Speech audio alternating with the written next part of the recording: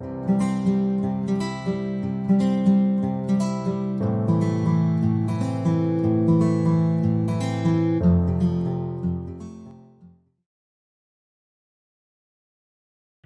everyone!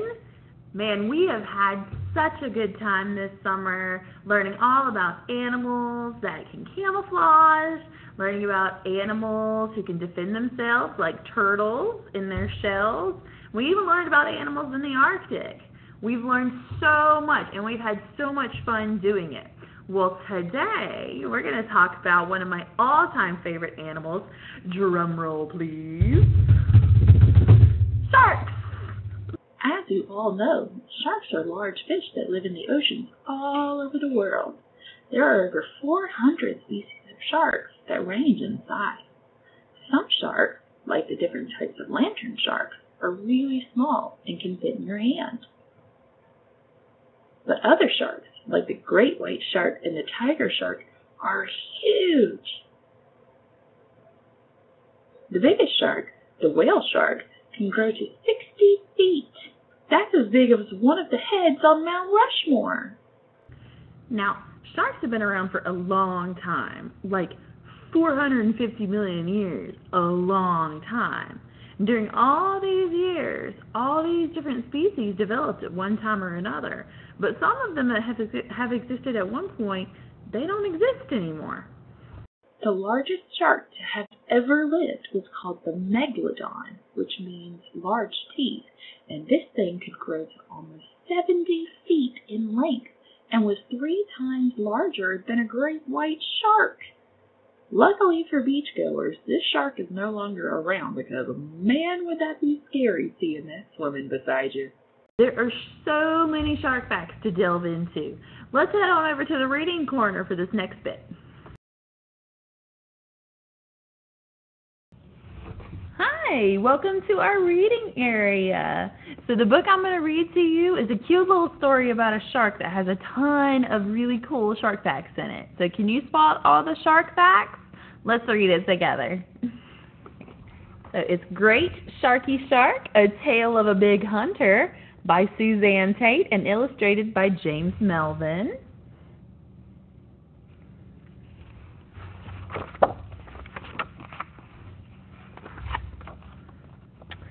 Great Sharky Shark was young and bold. He was a big hunter from the day he was born.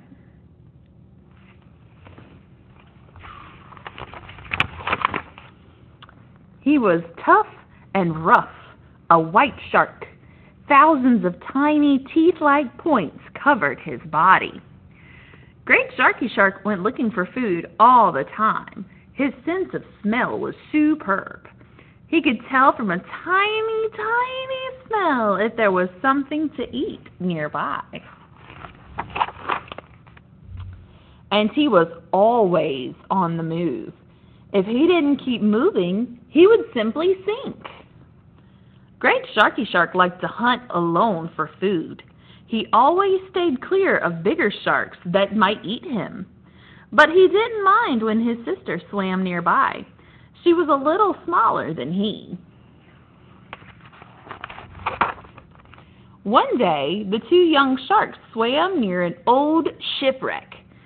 "This is where I am going to hunt for food," Great Sharky said. "That's a good idea," his sister said. "I will hunt here too." Great Sharky and his sister swam in and around the old wreck. They could easily turn and twist because there were no true bones in their bodies. There was plenty of food at the shipwreck. Great Sharky Shark ate so fast that some of his teeth fell out. But he didn't worry about it. He knew that new teeth would move forward in his jaw right away. Great Sharky Shark and his sister scared away all the fish around the shipwreck. "Where did they go?" he asked. "Silly," his sister said. "If you were a little fish, would you stay here with us?" "Well, I'm still hungry," replied Great Sharky Shark. "I'd like to be a great big white shark. Then I could catch seals and sea lions." "Maybe I'll go somewhere else to hunt," Great Sharky said. I can find lots of fish at the trash place." "That's not a good idea," his sister said sternly. "Humans always leave a lot of junk there. If you eat junk, it might make you sick." "We sharks hardly ever get sick no matter what we eat," Great Sharky said. "Remember that shark we heard about that ate a tin can, shoes, and a life jacket?" "But that was a tiger shark," his sister replied. "They eat anything, even other sharks." Great Sharky Shark wouldn't listen to his sister. He swam away fast by moving his tail briskly. Soon Great Sharky came to the trash place. Fish swirled all around him. He chased a little fish through a tower of trash. When he came out on the other side, Great Sharky had a plastic ring around his head. He turned and twisted, but that ring had stuck fast. Great Sharky Shark was unhappy. He swam quickly away from the trash place. His sister was surprised the next time she saw him. "What happened to you?" she asked. "I can't get this ring off my head," he sighed. "It was at the trash place." "Now you see that I was right," his sister said. "The trash place is no good for anybody. I don't know why humans throw things in the water." "Well, maybe I'll get this ring off soon," Great Sharky said, trying to be happy. But days went by, and weeks went by, and that little ring, like a big collar, was still on Great Sharky's head. Little shells and barnacles began to grow on it, and every day the ring grew a little heavier. One day, Great Sharky was swimming near the shipwreck again. He found lots of fish to eat. He didn't notice the shadow of a big shark, a great big tiger shark. Great Sharky swam through an opening in the shipwreck. Suddenly, his shell collar was caught on a jagged piece of wood, and that great big tiger shark swam closer and closer. Great Sharky Shark was scared when he saw that big stranger with his mouth full of sharp teeth. "Oh no! I'm the one being hunted now," he thought. "I'll turn and twist and try to get loose." Just in time, his shell collar pulled off on the jagged timber and went spinning through the water. It landed on one of the great big tiger shark's teeth. Great Sharky Shark turned tail fast. He was hunting in safer waters when he saw his sister. "I'm sure you are happy to be free of that heavy collar," she said. "Yes," Great Sharky Shark replied. "I hope I don't ever again run into any trash left by humans." "Let's hope humans will work to help keep the water clean," his sister said. "Then it will be a nicer world for all of us." And that was Great Sharky Shark, A Tale of a Big Hunter by Suzanne Tate and illustrated by James Melvin. Wow, there are a lot of shark facts in there. Let's delve into it and learn a little bit more. First, Great Sharky Shark had to keep swimming, otherwise he would sink. A lot of sharks have to constantly be swimming because the water passing over their gills is what allows them to breathe. Some sharks have another way to keep the water flowing through their gills and rest, but sharks like the one in our story can't do that, so they have to keep moving. Sharks also lack something called a swim bladder that allows them to float like other fish. If they didn't move, they would sink. Great Sharky Shark was also covered in rough points all over his body, and this is true. Sharks have skin that feels like sandpaper because it's covered in something called plasmoid scales. These help reduce friction as the shark swims. Sharks have a great sense of smell, just like Great Sharky Shark. They can smell a drop of blood in the ocean from a mile away. They use their sense of smell to help them hunt, which they do a lot of depending on how big they are. The bigger the shark, the more they eat. The size of a shark also determines what they eat. A smaller shark has to eat smaller prey, right? Because how else could they fit their mouth around them? But a larger shark can eat larger prey. Remember in the book when Great Sharky Shark wished he could be as big as a great white shark so he could eat seals and sea lions? They are able to do that because their mouth opens wide enough to attack larger animals. One more fun fact from the book is that sharks have no bones in their bodies, but they do have skeletons made up of something called cartilage. Cartilage is softer than bones and allows sharks to be more flexible than we could ever be, but it does still keep everything right where it's supposed to be. Man, we have already learned so many fun facts about sharks, and there's still so much to do.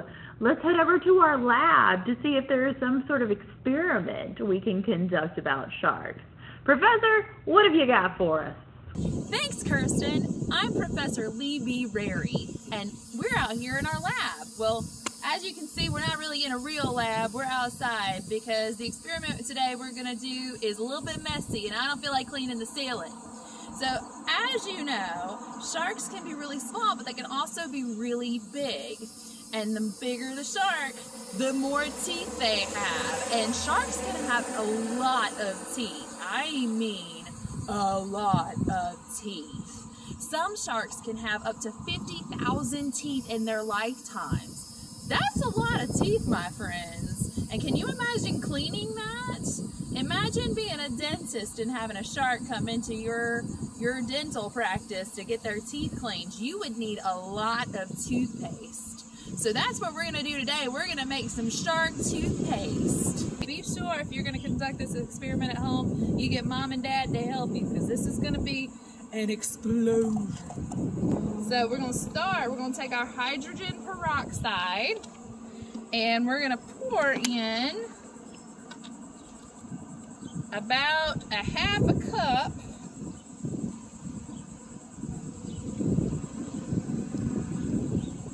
dish soap, just regular old dish soap. We're going to pour some in. Try to get about a fourth of a cup.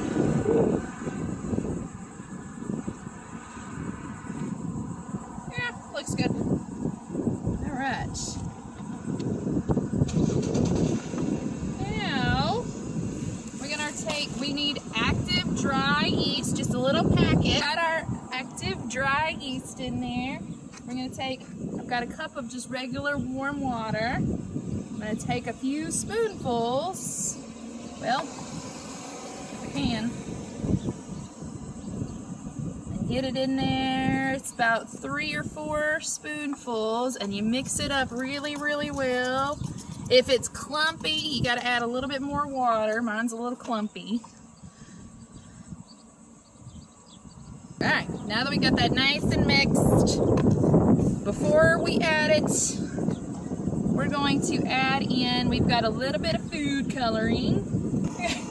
You can add in whatever color food coloring you want. It's just whatever color you want your toothpaste to be. Don't be like me and get it all over your hands. Alright, what we're going to do is we're going to tilt the bottle and we're going to just do a couple drops along the sides.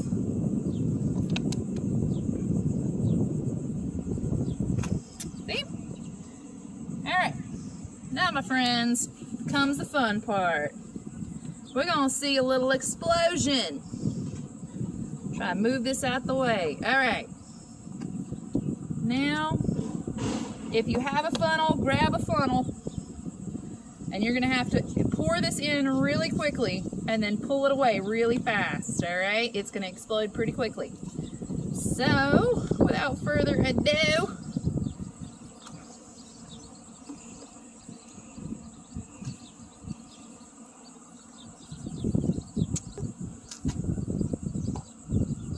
oh, it's still climbing, still climbing, still climbing, it's still climbing. Ah! There's our elephant toothpaste. What do you guys think? You think that looks like toothpaste? I think it kind of does. Yeah. And it looks like we got plenty to start helping Shark make his teeth, and it's still going. It's still going. Nice and messy. Be sure Mom and Dad are cool with you making a mess, because it's gonna make a mess. Wow. Look at that. All right, guys, so that's our shark toothpaste. We're gonna go and find a shark to clean teeth. No, we're really not. Please don't do that. But I hope you have fun with it. Let us know how you did. Show us pictures. Thanks, Professor. Now that was some experiment, and I am sure a joy to clean up. We've had so much fun this summer, and we hope you have too. We've learned so much, so many cool animal facts. Don't forget to stop by your library, turn in your reading logs, get your prizes, and we hope you've enjoyed it. Let us know.